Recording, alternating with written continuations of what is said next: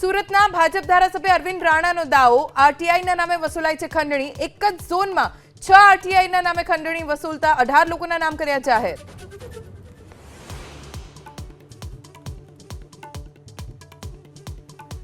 રાજકોટના ટ્રાવેલ્સ સંચાલકની આડોડાઈ, પ્રયાગરાજથી પરત ફરતી વખતે ડીઝલ પતીકું હોવાનું કહી અધવચ્ચે જ ઊભી રાખી દીધી બસ। ધારાસભ્ય દર્શિતા શાહે કરી શ્રદ્ધાળુઓની મદદ।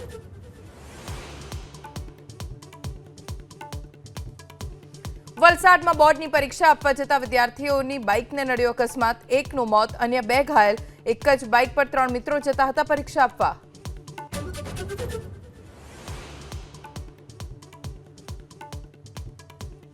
નવસારીના અમલસાડની કન્યા શાળામાં ભોજનમાંથી ઈયળ નીકળતા શિક્ષકોમાં દોડધામ। 228 વિદ્યાર્થીનીઓ શાળામાં કરે છે અભ્યાસ, ભોજનના સેમ્પલ મોકલાયા તપાસ અર્થે।